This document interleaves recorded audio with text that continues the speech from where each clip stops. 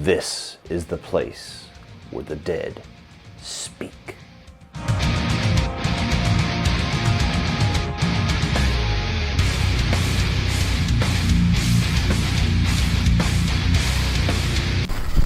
What's up, everybody? Well, Pet Sematary, the 2019 remake, has dropped this weekend. If you haven't already seen it, my spoiler-free review, as well as my spoiler chat with CP from Willis Credia, is on my channel right now. Reviews are doing very well.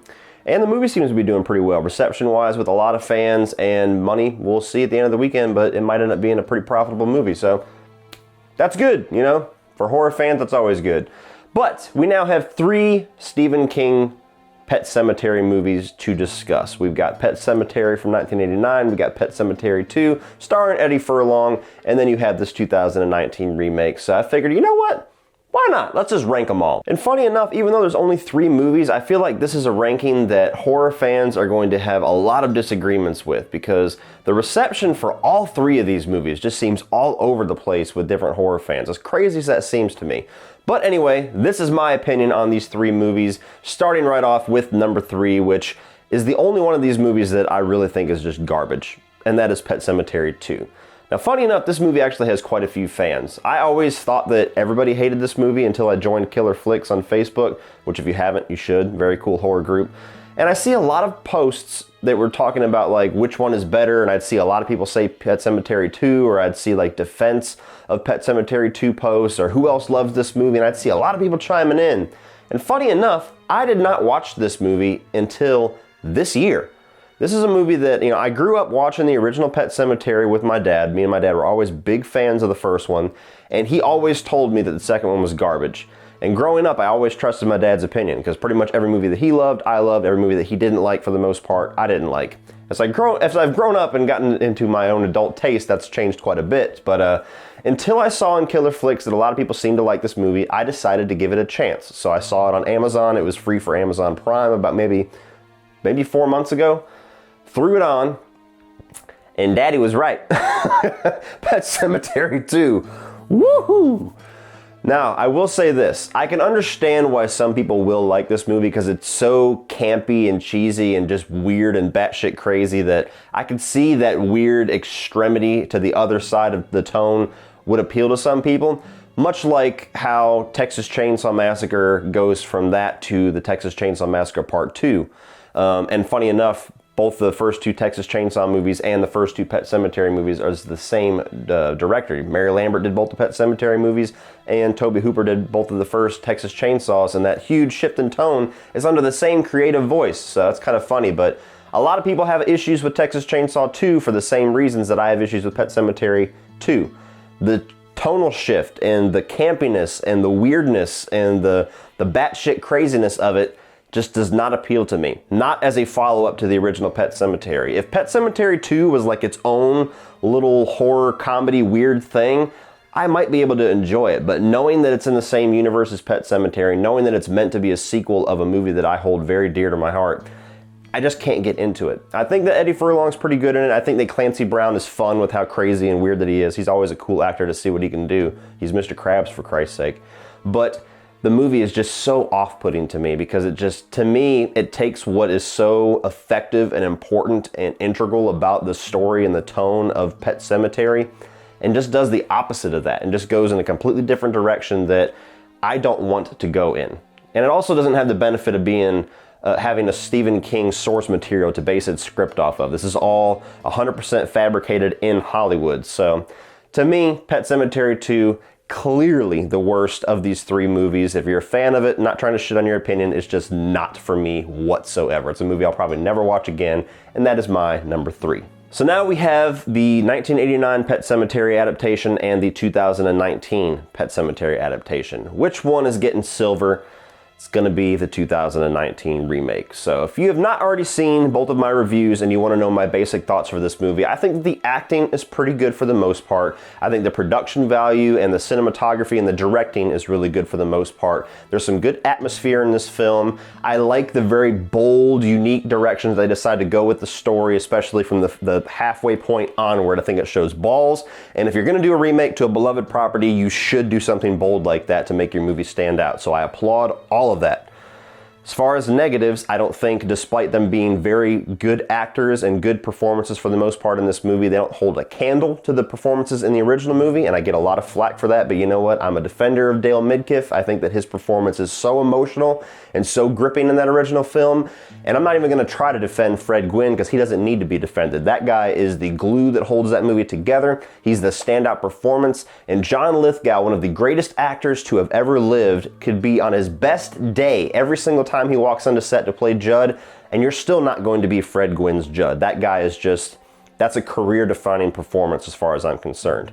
So this movie has the disadvantage of that. It also has the disadvantage of the fact that even though I applaud the fact they go in this bold new direction with changing the events of the film, I'm going to try to keep it spoiler-free, the fact that they change it kind of, it lessens and waters down the effect of this big event in the film.